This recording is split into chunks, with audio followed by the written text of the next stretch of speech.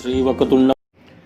जय श्री राम मित्रों, मैं आज आपसे जो चर्चा करने वाला हूं वो जीव जंतुओं के लिए सबसे रहस्यमयी ग्रह, जिस ग्रह को आप लोग राहु केतु कहते हैं, उसके बारे में चर्चा होनी है। क्योंकि अभी तक तो राहु मिथुन राशि में गोचर कर रहा है और मिथुन राशि में गोचर का क्या परिणाम है ये सब आप देख रहे हैं। 18 महीने एक जगह एक राशि में रहने वाला राहु पूरी 12 राशि का चक्कर 18 साल में लगाता है। इसीलिए इसकी महादशा भी 18 साल की होती है, 18 वर्ष की होती है। तो अभी ये राहु मिथुन में है, लेकिन 23 सितंबर 2020 को यानी बुधवार के दिन ये अपना राशि परिवर्तन कर रहा है। वक्री होने के कारण मिथुन से वृष राशि में जा रहा है। अब मिथुन से जब वृष राशि में जाएगा तो हमारे ऊपर, हमारे समस्त ब्रह्मांड पर, हमारे इस पृथ्वी पर क्या प्रभाव डालेगा, पृथ्वी पर रहने वाले समस्त प्राणियों के ऊपर क्या प्रभाव डालेगा, इस पर हम आपसे चर्चा करेंगे। और इस चर्चा को आगे बढ़ाने से पहले मैं ये चाहूंगा, क्योंकि आपकी राशियों के बारे में भी हम बताएंगे कि इसका वृष राशि में जाने से और केतु का ठीक 180 डिग्री कहाँ पहुंच जाएगा, वृश्चिक राशि में, तो ये राहु और केतु आपकी राशि पर क्या प्रभाव डालेंगे इसके बारे में हम चर्चा करेंगे। लेकिन इस चर्चा करने से पहले एक बार हम रिकॉल करेंगे कि राहु के बारे में, कि राहु है क्या, चाहे धार्मिक दृष्टिकोण से चाहे प्लैनेटरी दृष्टिकोण से क्या है, इसके बारे में हम चर्चा करेंगे। तो मित्रों, ये चर्चा का विषय जो राहु का है, ये हम सभी जानते हैं कि राहु क्या है और केतु क्या है। इसके बारे में आपने पौराणिक कथाएं, स्कंद महापुराण अगर आप पढ़ें या आजकल धार्मिक सीरियल आ रहे हैं उन धार्मिक सीरियल में देखें तो आपको ये पता चलेगा कि राहु केतु की अस्तित्व की असली कहानी क्या है। आपको ये पता है समुद्र मंथन हुआ था, है ना। समुद्र मंथन में जो है सभी देवी देवता मिल करके और राक्षस मिल करके, सभी मिल करके समुद्र का मंथन किए थे। वासुकी नाथ को उन्होंने बनाया था रस्सी और उससे समुद्र का मंथन किया था। उसमें तरह तरह की तमाम चीज़ें निकली। ऐरावत हाथी निकला हो, चाहे अमृत निकला हो, चाहे वो बहुत से ही जड़ी बूटियाँ और तमाम और जहर भी निकला था जो जो भगवान भोलेनाथ पी गए थे। लेकिन यहाँ पर हमें समझना है कि जब यह समुद्र मंथन हुआ तो मंथन में मोहिनी का रूप धारण विष्णु भगवान करके उनको सबको बैठा करके वह जो अमृत निकला था उसे रसपान कराने के लिए जब सबको पंक्तियों में बैठा दिया था, पंक्तियों में बैठाया ना, एक तरफ देवी देवता लोग बैठ गए, एक तरफ राक्षस लोग बैठ गए, और विष्णु भगवान एक महिला, एक मोहिनी का रूप, एक सुंदर कन्या का रूप बना करके सबको बारी बारी उस अमृत को रसपान कराने लगी। तो उन्होंने क्या किया था उसके बारे में बता रहा हूँ। तो उसी में एक राक्षस था। चूंकि क्या हुआ कि जब मोहिनी रूप धारण करके भगवान रसपान करा रहे थे तो अमृत उनकी कोशिश होती थी कि चूँकि दो घड़ा लिए थे, उस घड़ा में से एक घड़ा कभी बदल देते थे, इधर कभी इधर, और करके एक घड़े से वो देवताओं को पिलाते थे, एक घड़े से राक्षसों को पिलाते थे, यानी दैत्यों को पिलाते थे। तो उनमें से एक बहुत ही जिसको कहते हैं क्लेवर, चालाक एक राक्षस था, जिस राक्षस को का नाम आता है स्वरभानु। स्वरभानु नाम का राक्षस जो वो दैत्य था, वो दैत्य जो है वो धीरे से उसी नृत्य होते हुए और वहाँ पे जो समागम चल रहा था उसमें धीरे से खिसक के जाके देवताओं के लाइन में और चंद्रमा और सूरज के बीच में जाके बैठ गया था ना। सारे ग्रह बैठे थे तो उसमें चंद्रमा और सूर्य के पास जाके चुपचाप बैठ गया और वह देव का रूप बना लिया। उसने अपनी माया से देव का रूप बना लिया, और बनाने के बाद तब भगवान जब पिलाते उस राक्षस को भी, देव रूपी राक्षस को भी जब उन्होंने अमृत जैसे पिलाना चाहा वैसे धीरे से शिकायत किया सूर्य और चंद्रमा ने कि ये संभवतः राक्षस है, ध्यान दीजिए। तब तक तो अमृत जा चुका था स्वरभानु के शरीर में, और जैसे भगवान ने देखा वैसे सुदर्शन चक्र चलाया और सुदर्शन चक्र से उस स्वरभानु की गर्दन को अलग कर दिया, और गर्दन को अलग करने के बाद यानी गला को, सिर को अलग कर दिया धड़ से, और सिर जो है वह राहु का रूप बना और धड़ जो है वो केतु का रूप बना, मगर वो जीवित ही रहे। तो ये राहु केतु के बारे में ये पौराणिक कथा है, और इस कथा के विषय में ये कहा जाता है कि जो है यह एक सर्प के रूप में ये बाद में ब्रह्मा जी ने क्या किया कि सिर से एक सर्प का शरीर जोड़ दिया और धड़ से भी वो सर्प के नीचे का पोर्शन जोड़ दिया। तो कुल मिलाकर के ये राहु और केतु बन गए। अब ये राहु केतु क्या करते हैं ये हमें बताने की ज़रूरत आपको नहीं है। ऐसे जनरल एक बात कही जाती है, देखिए अगर मैं आपकी कुंडली पे आता हूँ तो एक जनरल बात कही जाती है कि राहु केतु का प्लेसमेंट कहाँ पर हो तो अच्छा देगा, कहाँ पर ना हो, मतलब किस राशि में हो तो अच्छा देगा। अब तीसरे छठे 11वें भाव को लोग अच्छा बोलते हैं, लेकिन ऐसा बहुत ज़्यादा नहीं देखा गया है। ये डिपेंड करता है राहु किस नक्षत्र में बैठा है, यानी राहु किस नक्षत्र कौन से नक्षत्र में है और किस नक्षत्र के चरण में है, एक बात तो ये समझनी पड़ेगी। दूसरी बात, राहु जहाँ बैठा वो कौन सी राशि हो, उस राशि का कौन सा नक्षत्र का चरण है यहाँ बैठा है, उस पर यह निर्भर करता है कि वो कैसा परिणाम देगा। बड़ी बारीकी वाली बात बोल रहा हूँ, शायद ये बात आपको समझ में जल्दी नहीं आएगी, लेकिन उसके बाद भी अब इसके लिए पूरी एस्ट्रोलॉजी आपको हम यहाँ नहीं बता सकते। बहुत थोड़े से समय में हमको जल्दी जल्दी सारी बातों को पूरा करना है, क्योंकि आपकी राशियों पर भी मुझे चलना है, आपकी राशि के बारे में मुझे बताना है। लेकिन इससे पहले हमें ये समझना पड़ेगा कि यह राहु को जब 23 सितंबर का क्या होगा हारोस्कोप, अगर 23 सितंबर के हारोस्कोप को देखना चाहेंगे तो आपको चलना पड़ेगा, और 23 सितंबर के हारोस्कोप को देखने के लिए आपको यहाँ चलना पड़ेगा जहाँ से आपको ये दिखेगा, और ये आप देखने का प्रयास करें तो शायद आपको समझ में आएगा कि ये बनेगा। तो मित्रों, अब मैं आपकी ये जो राहु का परिवर्तन हो रहा है ये आपकी राशियों पर क्या प्रभाव डालेगा ये समझने की नितांत आवश्यकता है, क्योंकि आपकी राशि पर इनका अच्छा और बुरा प्रभाव क्या क्या पड़ेगा, अलग अलग राशियों पे अलग अलग प्रभाव पड़ेगा। अब इससे पहले एक बात और मुझे याद आ रही है, जल्दी से आपको मैं बता देना चाहता हूं कि राहु और केतु किसी भी ग्रह के साथ मिलते हैं तो वो ग्रह निश्चित रूप से दूषित हो जाता है, पैनिक हो जाता है। उदाहरण के लिए आपको अभी मैंने दिखाया कि जिस दिन ये राहु 23 को जा रहा है उस दिन वृश्चिक राशि में चंद्रमा भी है, तभी तो वृश्चिक राशि, तो यह चंद्रमा जो है वो केतु से पीड़ित हो गया है। अब सूर्य पीड़ित हो जाए केतु या राहु से, चंद्रमा पीड़ित हो जाए केतु या राहु से, गुरु पीड़ित हो जाए, शनि पीड़ित हो जाए या मंगल पीड़ित हो जाए, ये जितने भी पीड़ित होने का मतलब हुआ कि उनके साथ बैठ गए ना तो उनकी वो पॉल्यूटेड हो जाते हैं। तो ये पॉल्यूटेड हो जाने की वजह से ये सब दिक्कतें बड़ी बढ़ जाती हैं, और इंसान जहाँ जहाँ उन प्लैनेट्स का की दृष्टि पड़ती है वहाँ पर, और जहाँ बैठते हैं वहाँ पर हमेशा कष्टकारी जीवन बना होता है, समस्याएं बनी रहती हैं। ये राहु का सबसे बड़ा गुण है। लेकिन अब राहु जब परिवर्तन किया है तो एक जनरल बात मैं आपको बताना चाहूँगा कि राहु का मेष राशि वालों के ऊपर क्या प्रभाव पड़ेगा।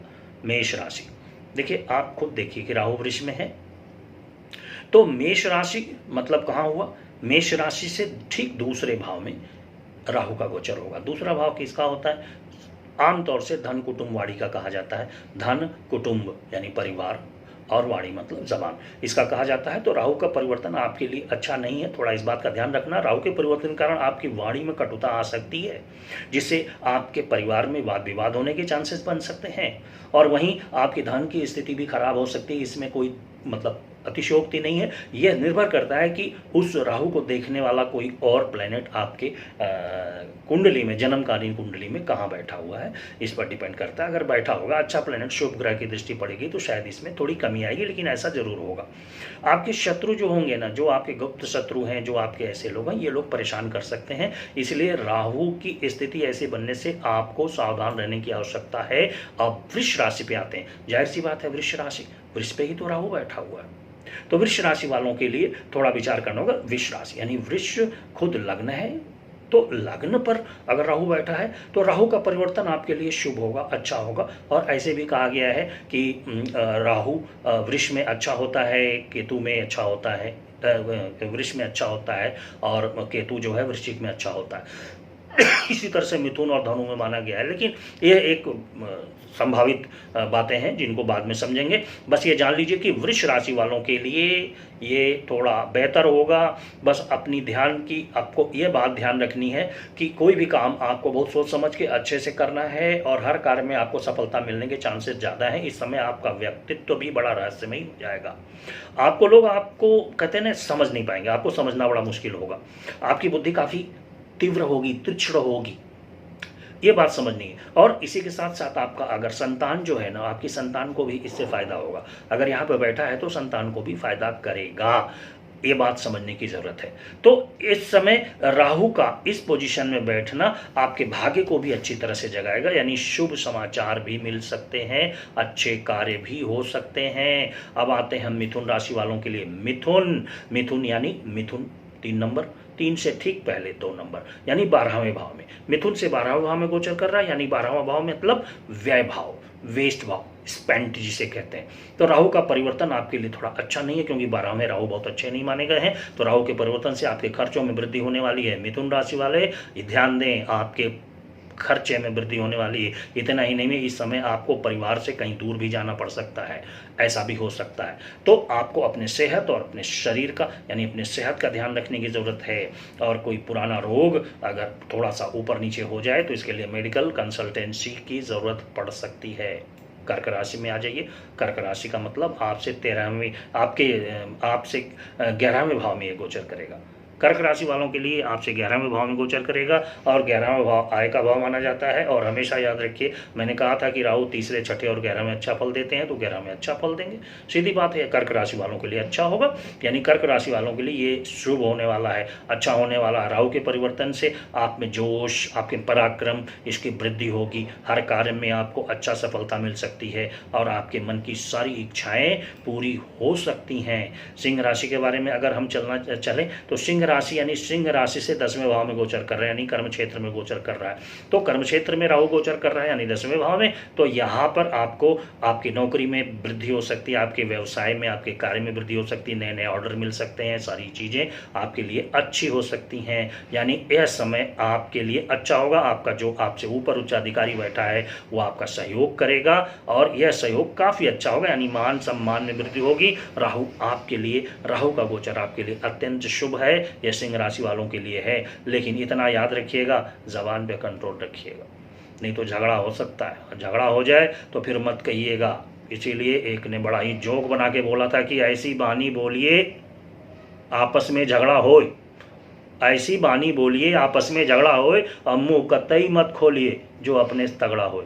तो ऐसा काम न करिएगा, यानी झगड़ा हो जाए बच बचा के रहिएगा। अब सिंह के बाद कौन आएगा? कन्या आएगी, कन्या राशि। कन्या राशि में राहु का गोचर आपके 9वें भाव में होने वाला है। 9वें भाव में कन्या राशि, यानी 9वें भाव में आपका गोचर होने वाला है, यानी कि राहु का गोचर होने वाला है। और ये निश्चित रूप से है कि 9वें भाव का गोचर जो है, 9वां भाव क्या होता है? आपका भाग्य भाव है, आपका धर्म कर्म का भाव है, इन सब चीज़ का विचार किया जाता है। तो इस सब चीज़ों में, यानी आपके भाग्य में परिवर्तन होगा, आपके आपके कह सकते हैं ना कि आपके ये सब चीज़ें जो होती हैं, धर्म कर्म में आपका मन लगेगा, यात्राएं होगी, देवी यात्रा, देव यात्रा इधर उधर हो सकती है, और अच्छा हो सकता है, बढ़िया हो सकता है। कोरोना चला जाएगा तो आप निश्चित रूप से इधर उधर जा सकेंगे। यानी राहु का परिवर्तन आपके लिए अत्यंत ही शुभ है।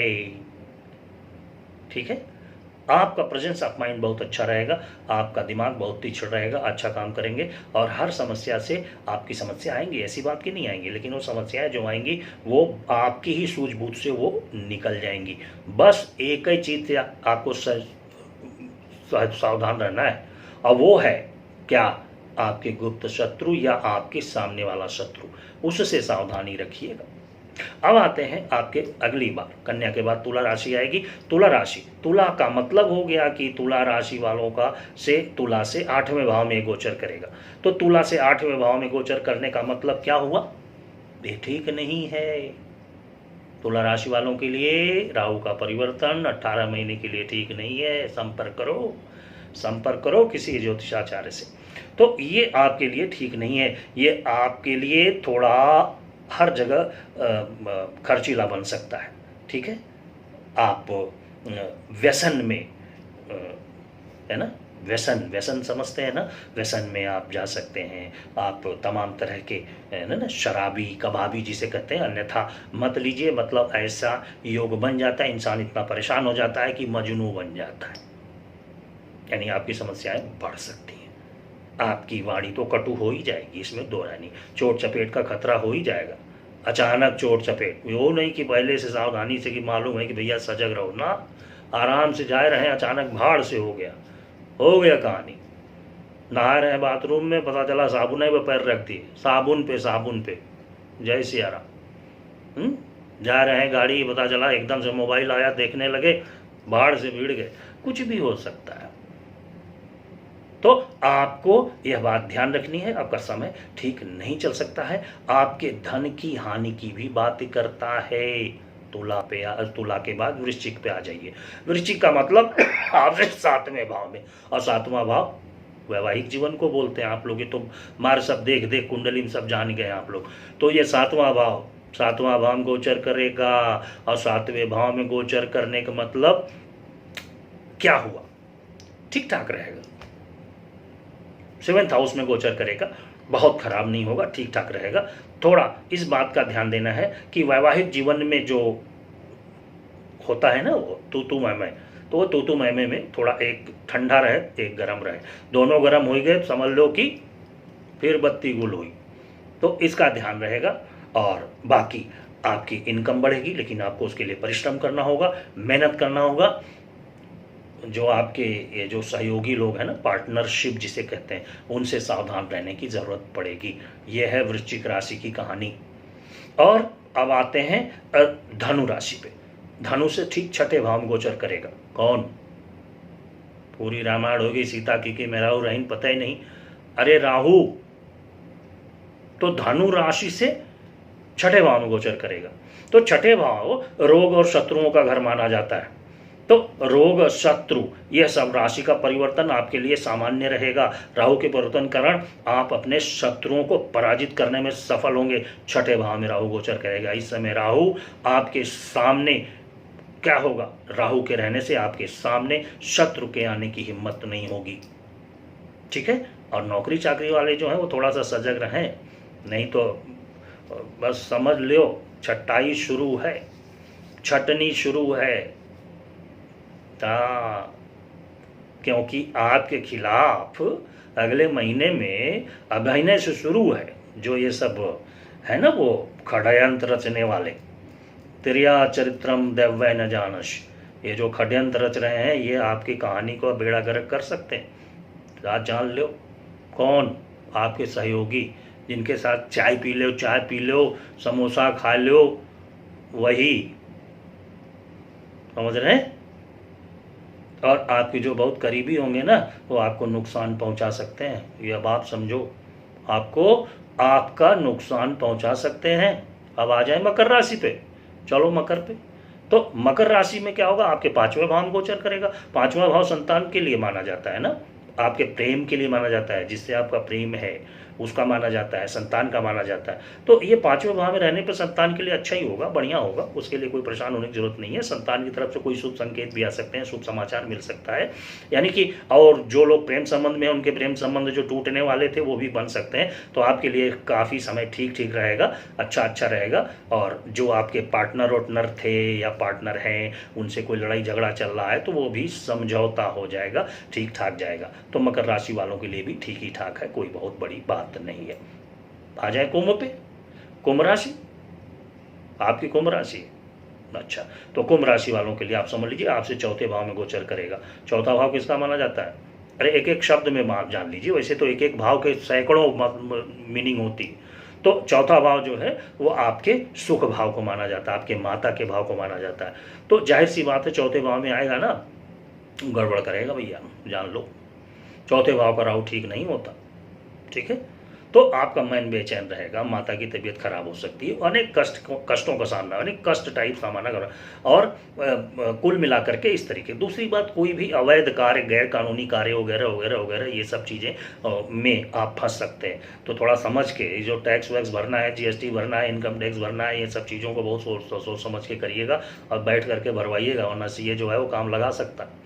तो कुंभ राशि वालों के लिए ये स्थिति बन गई। अब आते हैं मीन राशि। मीन से 3रे भाव में गोचर हो ही भाई, मीन राशि से तीसरे भाव में गोचर हो रहा है, और भैया तीसरा भाव तो मान लीजिए पराक्रम भाव है, हिम्मत की भाव, छोटे भाई बहनों का भाव है। तो राहु आपके लिए अच्छा शुभ होने वाले हैं। तीसरे छठे 11 में मैं बता ही चुका हूँ, तो अच्छा है, आपका पराक्रम बढ़ाएगा। और इस समय जो है कुल मिला करके आप अपने पराक्रम की वजह से, हिम्मत की वजह से आग में भी कूद जाएंगे। अरे आग में नहीं कूदेंगे कहने का मतलब हर वो कार्य कर देंगे जो कार्य करने में आप डरते हैं। तो आपकी मेहनत आपकी रंग लाएगी, उच्च अधिकारियों का सहयोग भी मिलेगा, और ऐसे ही लोगों को लोग पसंद करते हैं जो लोग रिस्क लेने वाले होते हैं। ऐसे ही लोग को अधिकारी पसंद करते हैं कि हर जगह मैनेज कर देगा, ये हर जगह हर काम को बना देगा, भेज देते हैं चले जाओ, है ना। तो ये चीज़ें होती हैं। तो कुल मिला करके ये मिला जुला असर मीन राशि वालों की रहेगा। तो मेरे भाई, उसके बाद भी मैं आपसे इतना ज़रूर कहूँगा कि अगर आप वाकई जिसको कहते हैं ना कि टाइम पास नहीं करते हैं कुंडली को लेकर के, और सीरियस हैं, जैसे कोई बीमारी हो जाए तो उसमें टाइम पास नहीं करते हैं, सीरियस होकर डॉक्टर के पास जाके बैठ जाते हैं। वैसे ही अगर आपको लगता है कि दिखाना है तो किसी भी अपने जानने सुनने वाले के पास जाके बैठ जाओ, दिखा लो, और कायदे के लोगों को दिखाना, क्योंकि इस समय काफ़ी लोग ज्योतिष बन गए हैं, ज्योतिषाचार्यों की भरमार लग गई, और लोग चमत्कार को नमस्कार करते हैं। तो इतना चमत्कार उनके पास होता है कि वहाँ नमस्कार करते हैं, इसीलिए वहाँ जाके आपको खड़े हो जाते हो। अच्छे लोगों के पास जाना, जहाँ की भी हो, जहाँ भी हो, वहाँ सुरक्षित रहना, अच्छा रहना, अपने कुंडली का विचार कर लेना। जय राम जी की जय, सिया राम।